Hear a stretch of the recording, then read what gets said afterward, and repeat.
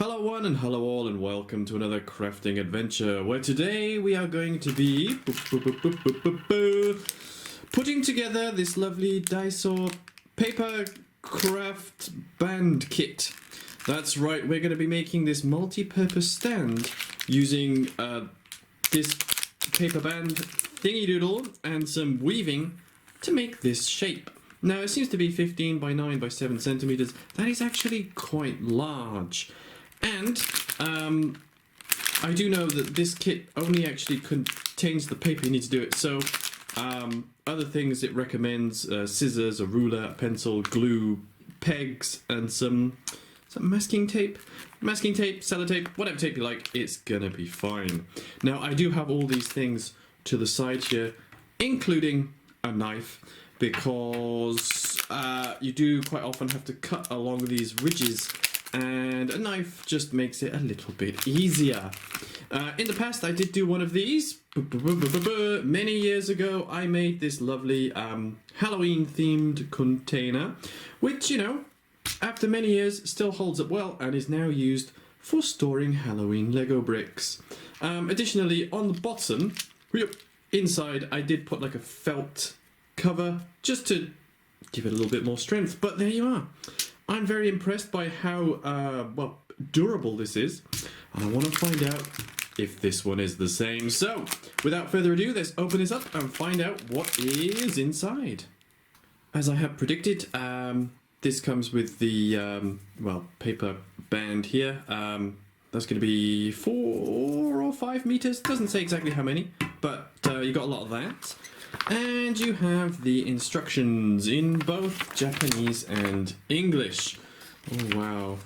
This one, yeah, this one looks quite complicated, but we are not going to give up just yet. So, according to the instructions, first thing you need to do is cut the strips as these indicate.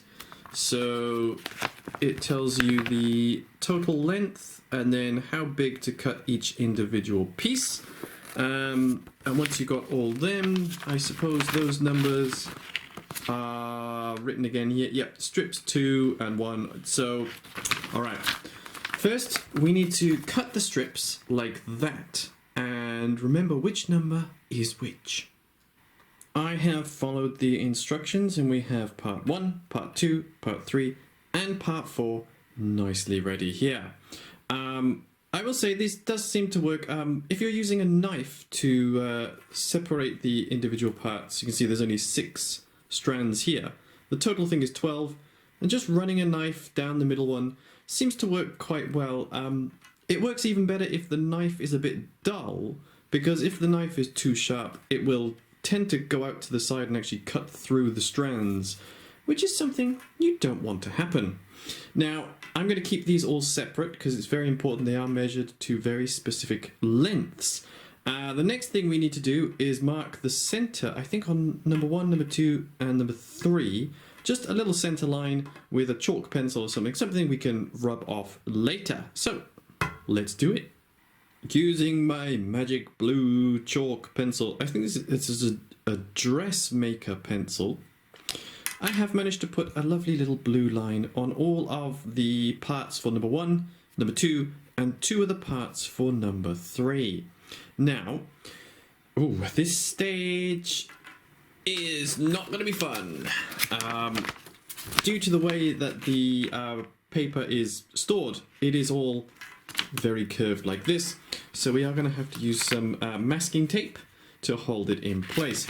Now we have to start by putting a number 2, then a number 1, then a number 2, then a number 1, all the way down, making sure that the blue center line is down the middle, and then use 2 pieces of tape to hold it in place on the table. This may take a while, but I'll be back when it's done.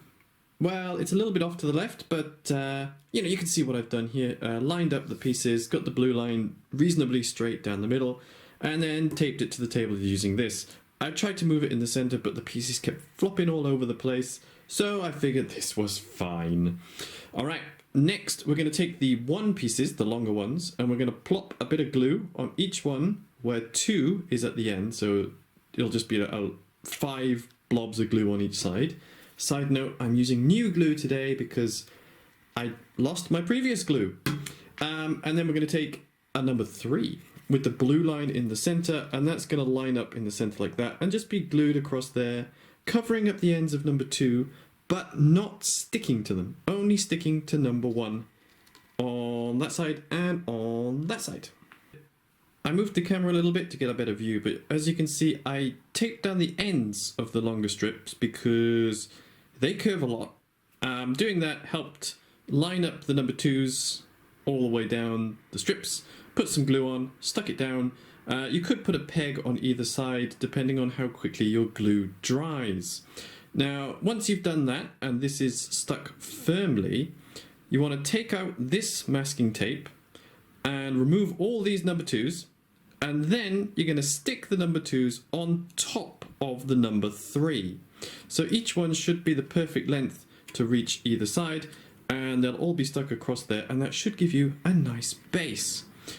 Let's see if I can do it, because it looks like it's going to be difficult with the way they're curving. I may flip them over so they curve the other way. I don't know. I'll see what happens. And fingers crossed, it works out fine.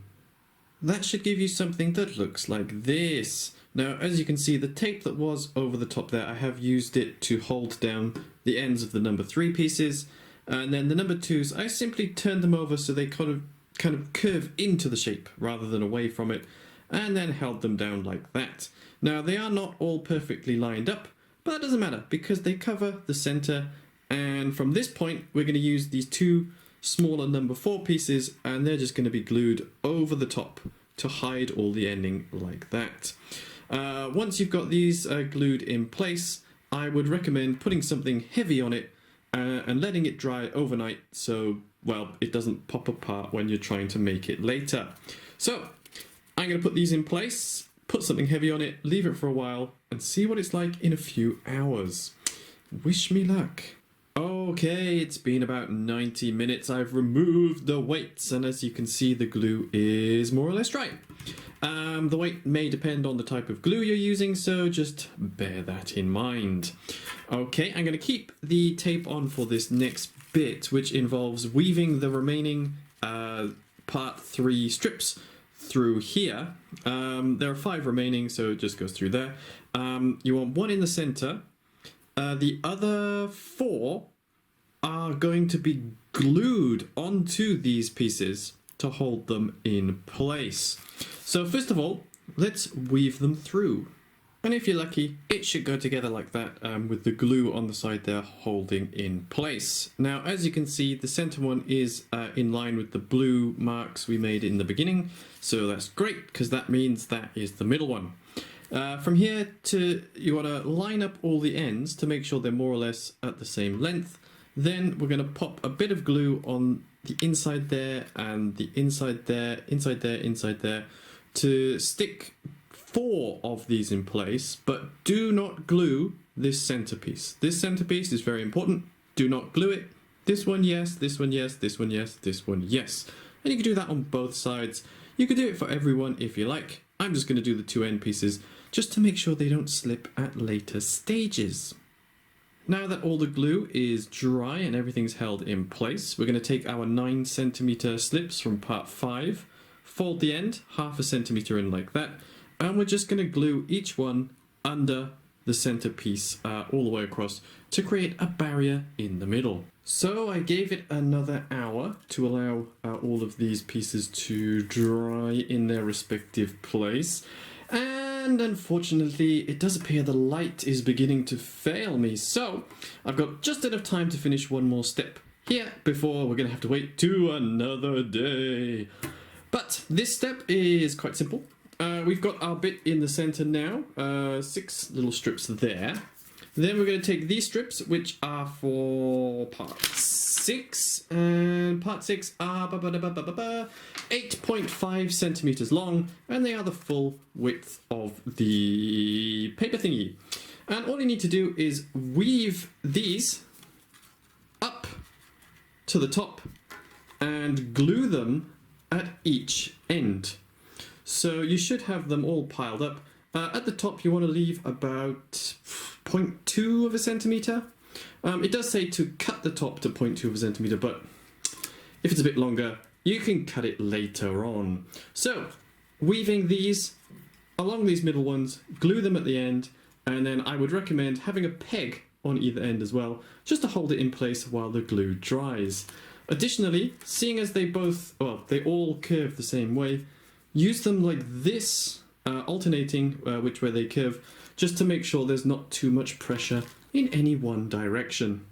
Alright, I'll get this done and I will come back to you in a day or two where we can finish the rest with this very difficult to make edging. Alright, I'll see you soon. A day has passed and all the glue is finally set. Yeah, as you can see now we have our divider in the middle there.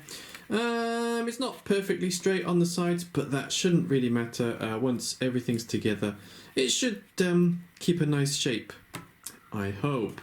From here, it does recommend cutting these to about 0.3 centimeters tall. I'm going to wait till I've done the side pieces yet, just to make sure everything finishes at the same height. Okay, there's pretty much only one main thing left to do here, and that is the weaving around the edge, which is why I have all of this over here, which yeah, we'll get back to that and how I sustained my injury. But before we start, we need to fold these pieces up along these edges. I recommend using a ruler. You can put it down and then just fold them all up. This will make the weaving stage a lot easier, so I do recommend getting a nice strong crease in all of them. I'm going to do that right now. That should give you something that looks like this, depending on how curved your original pieces were, but that's fine. Put that over there. Next, we're going to take one of the weaving strands, which are 2 threads thick, as you can see, if it focuses, and they are 2 meters long. Be very careful when separating the strands. It's very easy to slice your finger if you pull it a little bit too quickly. So do it very slowly. Make sure, number 1, you don't cut yourself, and number 2, you don't slightly go off at an angle and accidentally cut the piece next to it, because there isn't enough spare paper stuff to actually make an extra one, and you're gonna need 6 of these. It takes a long time. Take your time and be patient. And the way to do it, we're going to point it so this side is facing us. We're going to take the end of this, if we can find it, there. Now this is going to be glued to the inside of this one. And then we're going to weave all the way around. We want to do 12 layers in total. Obviously, one of these is not going to be enough. When we reach the end of this one, we simply glue this end to the next one and continue going around. And we glue about 1 centimeter in total to 1 centimeter of the next one. Now this is going to take a while, and you want to be careful with how much pressure you put on it, because you want to get the sides as straight as possible. So do take your time, otherwise you'll end up with curved walls like I did there. But yeah, take your time, and it should give you a nice overall effect. And I believe that is 12 layers of weaving. Now, as you can see, I wasn't really able to get it to go straight on the sides, but you know, if you've got more time, you could straighten them by hand, or you could even iron them if you wanted to get them a little straighter. But you know what? This looks fine. And of the 2 thread stuff, we had just enough to go all the way around the 12 times recommended. However, I should correct myself in the previous one, as I did say you have to stick 1 on the inside piece just by here, but actually you have to stick 2 threads on there and then alternately weave them around to get this lovely pattern. So each time you go around, you're actually weaving 2 threads, and by here that was where I had a little bit of damage, but you know what, you take more time than me and you will get better results. But there you are. I've gone around 12 times, so if you go around 12 times with 2 layers, it should give 24 rows exactly. And then I've just glued the ends on the inside there. Can remove the pegs. You can cut this little bit short if you want, but you don't really have to, because using the remaining piece of paper, first of all, I've just split it down the middle, and this is going to be used as an edging for the outside. It should go all the way around. Just pop a little bit of glue on the back of these pieces, put it all the way around, using pegs to hold it in place. Obviously you can cut these shorter so they don't stick out over the edge as you want, that's fine. Then you're going to take the other bit, cut it in half. Half is going to go around here and half is going to go around here on the inside, and that should give a nice lip to the whole thing, removing all these lumpy bits and stopping this from sliding off. Yeah, I will say, with these edge pieces curving so much, doing the weaving was a little bit frustrating because it did just pop off the top. Also, once you've glued it down, be careful that it doesn't come off after the glue, because it will be very difficult to get it back on. So, okay, right, I'm going to put this on the outside, cut it short to make sure it fits exactly. Then I'm going to put this on the inside of both, using the good old pegs to hold it in place while the glue dries. Once that's done, it should be finished. The weaving and gluing has been complete, and before I reveal the final product, I'd just like to show off the image on the packaging here. Now this is the older packaging. There are newer ones available now where some of the text is slightly larger, and also I noticed the total length of the material is 6 meters. You can see in the bottom right. But okay, so this is what the instructions show it to look like, and this is what mine looks like. Now, it's interesting that with the previous one I did as well, I had this issue of everything being very curvy. I think that's just because when you unravel the material, it has that natural curve as it's been, well, stored in a very coiled up manner. But you know what? This is still a functional basket. The inner rims, I kind of pushed them as close as I could to the corner, but due to the shape, this last one was, well, the center one was a little bit too difficult to get it to connect to. Alternatively though, now you could put a small handle across the top there, meaning you could carry it like a basket if you really wanted to. I tried to make sure the inner ones sort of connected as closely together as possible. This one had to be cut short just because this side is a little bit smaller. It does mean that there is a little gap on the side there, but I think if you're storing something large enough, there shouldn't be a problem, and this barrier should keep them separate. Well, there you are. Now, this basket did take quite a long time to put together. The actual preparing of the sizes of the weaving threads taking the longest. Couple of hours to do it, just because the 2 thread thick one, just that you have to be careful. Be careful so you don't cut yourself and you don't accidentally damage the thread and end up with, where was it? Pieces like this, where I glued it back together here, but the glue means it doesn't bend properly, so I just got a little sharp corner on the side there. Apart from that though, it's a lot of fun to do. Make sure you have a lot of pegs available, because you will need to peg each point that you glue to make sure it really holds it together in one place. Additionally, I would recommend putting something down on your table, because now my table is covered in glue and that's going to be a pain in the neck to clean up. But there you go. I have successfully woven a basket. It's got this little bits of glue on it. And now I can use this to store anything I want. For example, the very pegs I used to make it. There you are, see, and you can separate it into the colours and they're not going to fall through the side gaps, and it's going to stay together very nicely. So yeah, if you do see these in Daiso, I do recommend them. They're a lot of fun to do, and the actual final project is something that you can use, and the material does have a sort of waxy coat, meaning that it is a little bit waterproof and it will last the test of time. Additionally, throughout the whole thing, I used a very sharp knife to separate the threads, But I did discover you can actually just rip the threads with your hands to get, well, the number of threads you need. The only problem is it does give a rather unclean effect there. So this is an option, but I would recommend either a knife or a pair of scissors and taking your time. But there you are. That is how to make this lovely little brown basket. I hope you enjoyed the video. If you did, please give me a like, write a comment, anything you like. It would be wonderful and very helpful for my channel. But thank you all for watching. Please do stay safe. Have a wonderful week, and I will see you next time.